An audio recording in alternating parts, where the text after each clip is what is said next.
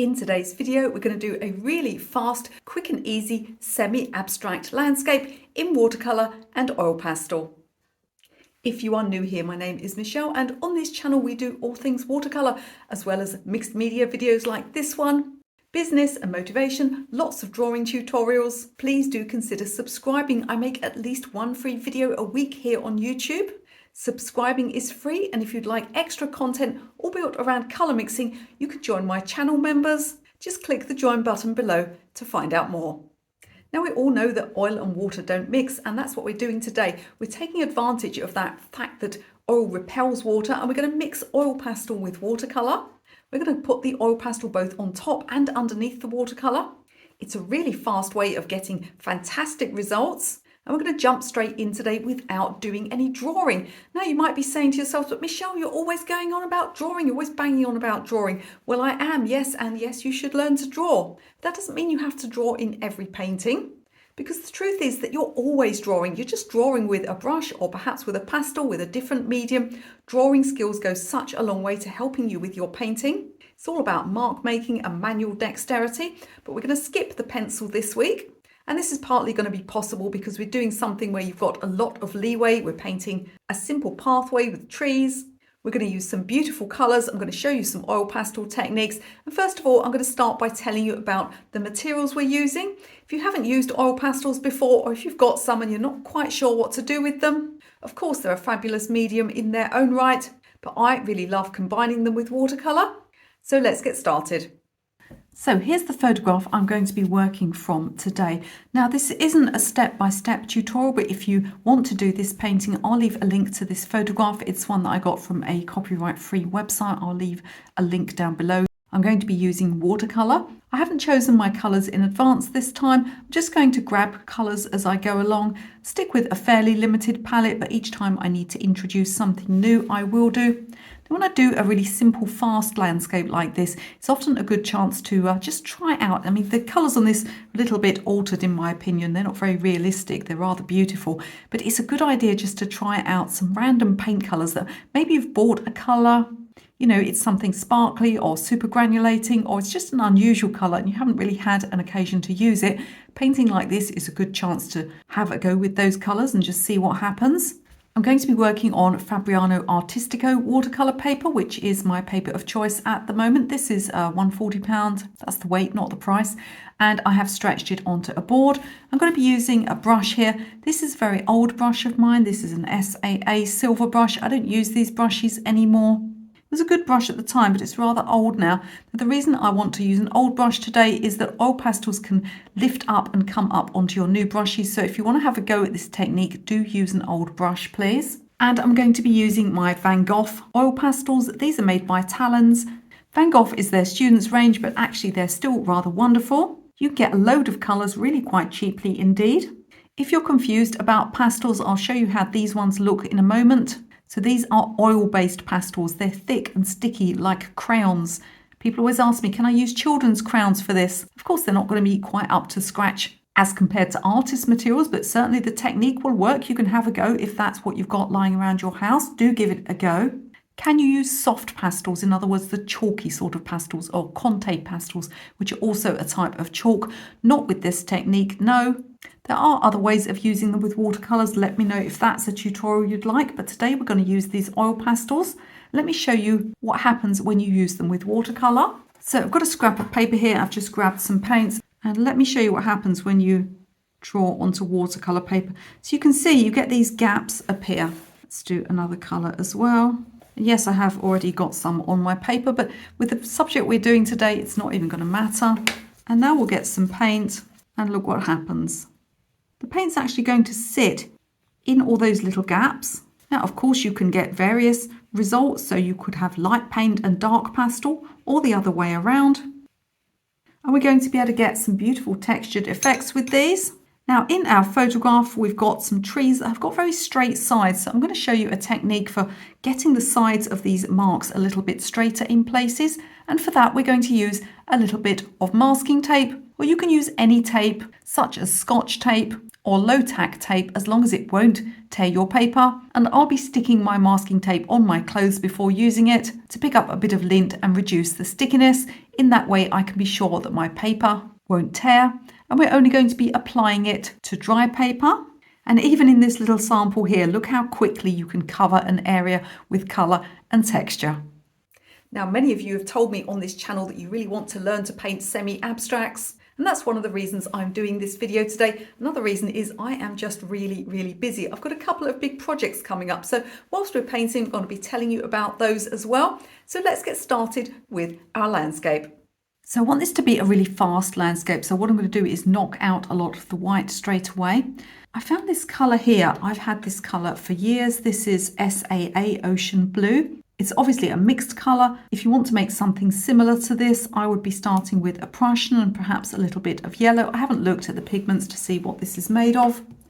And an even older colour that I don't know if is available any longer. This is Terry Harrison Autumn Gold. Terry Harrison did pass on a couple of years ago. This is a fabulous colour.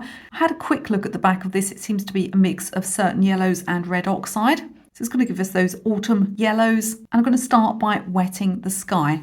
Now this is not an old brush, but I'm not going to actually be putting it anywhere near the oil pastel. I'm just using it to place water on the sky. Make sure you've got a rag or a piece of paper towel to hand in order that you don't leave too many puddles. And what we're going to do is we're going to get this area here. I'm going to take the paint down here so that we start getting some of these strong autumn colours, and also where it overlaps we'll get a little bit of green forming. See how there's some very strong light areas in the centre here. There's almost an outward ray effect. I'll probably just lift that out with my brush while the paint's still damp. So let's get started. So here we go with clean water, and I'm just going to take it across like this. A large brush like this enables me just to wet the paper quickly. Although this first layer of paint will apply quite quickly, I am going to be letting it dry after that. So there will be a few minutes to wait just before we start with the next stage. I've put out far more paint than I need here, and that's just because the paint was rather old, and so it kind of got stuck and then it all squidged out at once. That happens, doesn't it? So it's almost a perfect colour match. I didn't even know I had this colour, and yet it couldn't be any more of a closer match to what we're looking at. And just coming in like this, and just going to take it down like so. I've got a couple of water jars here so that I can apply my yellow without worrying. Seem to be getting bits of fluff and stuff on the paper. I'm not going to worry about that. Those will lift out afterwards. With a damp brush, I can just start to lift out some of those rays that we've got going down this side, and actually just dragging some of the paint into this area here. This area here is because the paint is too wet. You can clean that up if you want to, or you can leave it there. You don't want to fiddle with it for too long. And straight away, I'm going to go on to the gold. You can see that I had some gum arabic come out here. I'm just avoiding that. There's nothing wrong with it. It's just because the paint's been sitting for a long while and it's separated a little bit. And then I'm just going to take some of this colour into this area at the base here. Now, I did think about going down to the bottom of the paper, but actually I think I want to keep that as clean as I can at the moment. And I'm just going to drop a few little bits in here. The thicker the paint that you place on the damp, the less it will run. If it's wet, it will bleed like this. Neither is right or wrong. You can just adjust as you want. I think I want it to go a little bit greener here. So I'm just going to add a touch more of that ocean blue, and we'll start to get a few greens, allowing it to bleed a little bit. And that's enough for our first layer of paint. Now I let it get bone dry. Can I just jump in as always and ask you please to click the like button, to click that thumbs up button for me. YouTube rewards channels with audience interaction, so if you like, share, subscribe or leave me a comment, YouTube will push this video out to more people. Now, one of the reasons I chose this particular photograph is because of the beautiful colours. If you'd like more content all around colour mixing, you can become a channel member.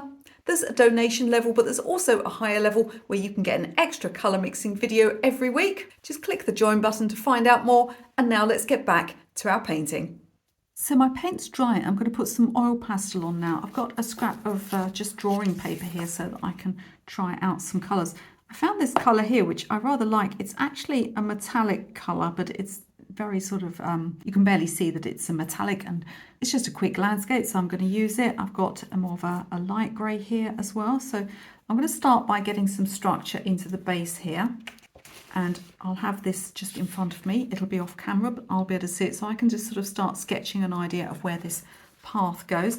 If you look at the proportions of the picture, the horizon's about 1/3 of the way up, so the majority is these tall trees and the sky. So I'm going to start about 1/3 from the bottom, and you can see that this pathway heads over to the left here. My paper's actually a little squarer than the picture I'm working from. I haven't bothered to, scale up exactly because we're just taking it for inspiration here. And I'm going to take this sort of two-sided pathway here.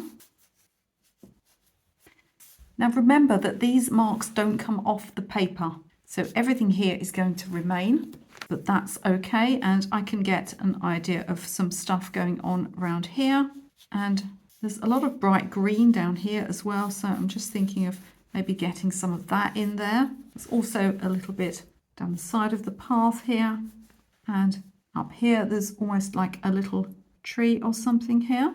I'm going to actually go even lighter with that if I can.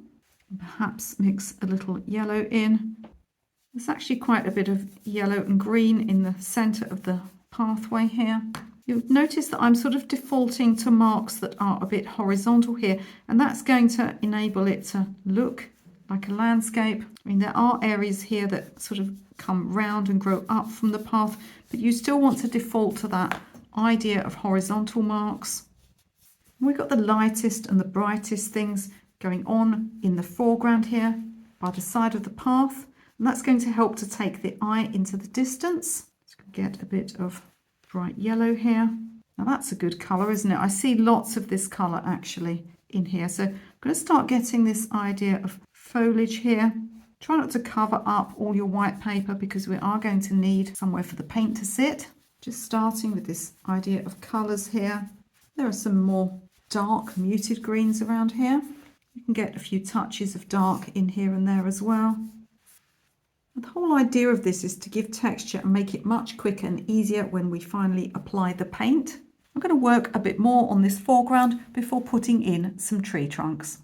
So despite having hundreds of colours, I don't seem to have a pale grey, but I have found this kind of little piece of, it's almost like an iridescent white, which I quite like. And though it's not showing up much here, you'll see it once we put those darker colours in. We just get some little glints of leaf, and I've got a darker brown here, and I'm starting to take some of these up here. I'm using the reverse end because it's a bit sharper. I'm going to take some little tree trunks up here, and then we're going to put those broader ones in. And do keep looking back at your pictures just to see the structure of things. It's also important that tree trunks like this are broken up, because otherwise they'll end up looking like they're sitting on top of all the leaves and things. I've got some masking tape now, and I've placed it on my clothing a bit, and we're going to use this to get some sharper edges, because you see how as we apply the pastel it's all got rough edges. Now we do need to just shape this a little bit. You can almost kind of pleat it, as it were, and fold it so that it's not, too dead straight, like so. And we'll get the other side. You want to make sure that your tree trunks are tipping out a little bit towards the base and getting narrower as they go up, and as I said, that they're not completely dead straight. Okay, that's not bad for a start. I'm going to use this colour here that's just not too dark, and I'm going to come up like this, and it'll enable me to get a bit of a straighter edge in places. As I come down to the base here, it's really important that I break this up, as I said, because there are going to be leaves and things that are crossing in front of this tree. I'm just going to do the rest by hand up there, and then peel it off low to the paper like this. Of course we'll put paint on top of that, but we've given ourselves a basis, and you can see that we've got a straighter edge on the side here. I'm going to do some more of these. I'm going to make sure that the ones that are near the front are darker. I'm not going to use black for any of them. There are some over here that look kind of greenish, and we've got these mid-toned ones. We've got some darker brown ones. I'm going to do a selection now of trees in the background. Some of these very pale ones I'll just do later on with the paint. So you see, I'm really starting to build these trees up now, leaving plenty of gaps towards the base, but getting them quite solid further up. I've varied the colours. You always want to bring colour into your paintings. And you'll see how the trees face in different directions as well, which is important too. We'll get one more dark one over here. Now, oil pastel can smudge, so do be careful to try not to lean on your work too much or you'll lose all of that crispness that you've gained. And take care, of course, I've already torn my paper very slightly up here, but it won't notice. We can just cover it either with paint or with more pastel. What I'm going to do now is paint some lighter trees in behind. Now I'm going to make a nice watery mix because we want this to be pale in the background. We want that kind of ghost-like impression of trees further back. So I'm going to water down my mix quite a bit. I'm also going to rest on this paper towel so that I'm not smudging areas of pastel as we've talked about. And I'm just going to start coming up with some tree shapes. And we can just take some clean water, blend them so that they don't end in a hard edge there. Alternatively, you can do it the other way round and start with a bit of clean water, dry your brush and then carry on up with your tree shapes. There's more danger of you watering the colour down that way, but either is fine. As it starts to dry, you can just look and adjust if you want to. You can make some darker, some lighter. And don't worry if you need to go across areas where you've put the pastel in, that's fine too. We're just building up this area of things behind. We can also make some leaf shapes just by dabbing with the point of the brush. Try not to cover up all of the light. So quite happy with that. I'm now going to mix just a little more colour into my mix and go a touch darker. And you can always try this out on a scrap first. So I want some darker shapes in the background now. See how I'm leaving the area towards the top of the path fairly light. And I do just want to get some trees that are not as dark as the ones that we put in with the pastel, but still darker than the ones we've been doing. There's also some very strong leaf shapes here. And I'll get some of these in as well, just using my brush as I continue to build up this background area. So I'm continuing to work on these darker blue areas here, and you can see I'm putting in actually some leaf shapes and some branch shapes, and you can put in individual leaves like this, and then you see here and here I've just added some clean water and sort of allowed that to spread across in places. If you've got any areas that are a bit more blurred, you can just allow the water to blur those areas. So I might want to do more blue later, but I'll reserve judgment on that. You can see I'm leaving a sort of a light area here, kind of where the pathway goes in. I've picked up my essentials set of paints and I'm going to just be using some of these browns here. So I've got raw umber, which is a light cool brown, and then I've got burnt sienna, which is a darker warm brown. And I'm going to use these just to go over some of the trees that I painted previously. You can see we've got all those gaps in them. And what I can do is I can now just fill in those gaps a bit, dark or light as I prefer. Just taking the brush across the top of the tree areas so that we get rid of those white gaps. I'll be doing that to all of the trees. So you can see that although I've painted the trees in, I have still left some gaps at the base here. And the more foliage that's in front of your trees, the more gaps you need to leave. Because if you fill in the tree completely, it'll look like it's in front of everything. And the trees here are mostly quite far forwards, but they have got some of this undergrowth here in front of them. So we need to leave those gaps. I'm also just adding a little more of the oil pastel. And I've got this sort of burnt sienna type colour oil pastel, which I think goes rather nicely with these colours. I'm going to just add a little bit more oil pastel detail here. I'm also going to paint this pathway. So in order to use colours that I'm already using, and I did add a little bit of Hansa Yellow just to my blue to make some of these green tree colours. So I'm going to use this raw umber again. I'm going to mix a bit of our blue colour in. By blue, I mean the turquoisey green in the background, and then it's gone a little green. I want it to be neutral, so I'm going to put a bit of pink in just to neutralise it here. Just adding plenty of water so we get a really nice light neutral colour, because until I apply it onto the pathway, I can't really see how much oil pastel we've got going on there. So we're just going to pop that in here. You can see some of these light areas starting to show up. Now I don't want a hard edge on my path. I want it just to fade into the edge there. So I'm just going to get a damp brush, dry it slightly and sweep it along the edge. And that will just ensure we get soft edge to our pathway. I'll do the same with the other side of the path here. So we're at the point now we're going to have some fun with it. Now, do you remember at the beginning I accidentally dropped a red crown and made this little red blotch? Now I keep looking at it and actually I really like the contrast. So I'm going to do a little bit of artistic license and put a few bright red leaves in here. Now when you're putting these leaves in, it's a good idea to sort of do them in groups. The human brain always wants to sort of be methodical with things and kind of space them evenly, but that doesn't always, you know, look the way that things grow. So I'm going to put a little bit of that red in here and there. And what we need to do now is start building up this area here. I'm going to paint somewhat in between some of the larger trees, but for the smaller lines we can just go over the top because obviously those colours are going to be reserved. We're going to put lighter colours here in the foreground. And we're not going to put this cat hair in the picture. Let's remove the cat hair. Since my cat has come back to live with me, I mean, I don't remember there just being cat fur everywhere. You know, I swear I could look in the top of my wardrobe and find a box of something that I hadn't opened for 5 years. I would open it and there would be cat hair in it. It's that invasive. Spending all my time vacuuming and sticky rollering things. So I'm going to start with the lighter areas first. So what we want is we've got these light pathways going into the distance. We need to make these bits darker, but not as dark as this area up here. This area here is probably the darkest or one of the darkest parts of the painting. We want to really get some depth in there. That's why we've got so much detail and we're going to layer up and get it even stronger. So I'm going to go for some sort of brighter light to mid-tones here. So I'll start with this colour that I originally found, and I will actually put a list of all the colours I'm using in the description of this video. Let's combine that with some burnt sienna.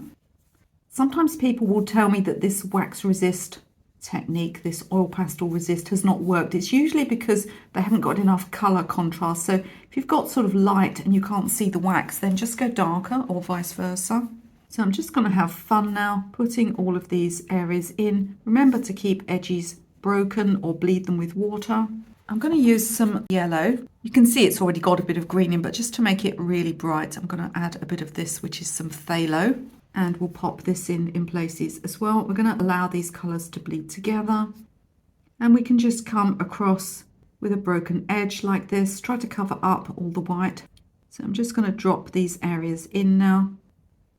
Now, whilst you're watching this and I'm working, I did promise at the beginning that I would tell you about the projects that I've got going on at the moment that I'm working on. So I've got two things coming up. One isn't until next year, but I'm actually working on it now. And that is that I'm going to be teaching an art retreat. It's going to be rather fabulous. Now, when the company approached me, I was given the choice of several different venues, and they really are, you know, really beautiful, really luxury retreats. And I thought at first of Italy. I've never been very comfy in France. I think to me France is just, it's too much like England to me. I don't really feel like I've gone abroad at all, except that I can't find any vegan food. So I immediately thought of Italy, but when they sent me through a selection of places that I could run my art retreat, there was one in Spain that just was so stunning, and the places that we get to visit and paint are so beautiful that I just couldn't resist. So that's the one I've chosen, and there will be a full video coming up about it. You'll get all your usual YouTube videos, but I am going to make a full video about the art retreat. Now, if you have previously bought courses or holidays or anything from me before, you'll get to know about that art retreat first. So you'll have the chance before other people, because no doubt you're on my mailing list. You'll get the chance to book that before other people, but it will go out to everybody as well in due course. The other thing that I'm working on is a new online course. So if you don't know, I have lots of online courses. I've got mini courses where you can do a painting with me, but I've also got full-length courses. Now, the two that always sell better than any others, unsurprisingly, are the beginner's watercolor and the beginner's drawing courses, the complete drawing course. Now, I've had it in mind for some time to do a landscape painting course. It's going to be a watercolor course, and that's what I'm building at the moment. I've just started building that. If you need to neutralize any areas, don't be afraid to add a little pink close to your green. Now, the working title for the course is going to be Paint Any Landscape, because it's not going to be, you know, I'm not going to give you a specific landscape and you're going to paint it with me. It's going to be all about the elements of landscape painting, how to do the skies, how to mix the colors, how to make textured areas, foregrounds, trees, moving water, all of the elements that you need. And the idea is that at the end of the course, you will be able to, you know, take those skills forward and paint the landscape that you see locally to you or that you just want to paint. And you might have noticed that I did a bit of a survey on YouTube and also my Facebook group, because I was very keen that I wouldn't just make a course that was about British landscapes if people wanted to, for example, to paint deserts and mountains. So I've built the course, I'm building the course around the things that people have said that they want to paint. I'm going to continue working on this foreground area, and then we're going to do this area up here. I think we do need as well a little bit of dark down the edges of the path in a moment, but I'll put this side in first. So I'm going to wet the pathway again because I don't want any hard edges here. So I'm just taking some clean water across here, and I've mixed up a combination of raw umber, and I've just dropped a little bit of phthalo in it. You can usually use blue to cool down and darken browns, and I'm just going to put that in there like that. And the stuff at the side isn't fully dry yet, and that means that it'll just bleed in nicely, because this is not a place where we would have hard edges. I'm just going to use this colour to define the edge of the pathways. So let's work on this area up here, this undergrowth, and we need to get it much darker. So I'm going to use this colour here again, but I'm also going to use this original colour and mix them together in places so that we get a nice muted dark green. So I'm going to place these in here like this. You don't want to cover up everything you've initially done. You can sort of judge which bits of it you like and which you think need a bit more work or to go darker, and you can go round any trees you need to go round. I'm also in places, because there's almost a hint of lilac in places here, I'm also going to go in with some of this pink here. You can see how it sort of blends in, makes these really nice tones, because we must ensure that these areas behind here are quite dark. That nice neutral we've made there by mixing that pink in. Anywhere you need to, you can fade out with water, or you can break up the edge like this.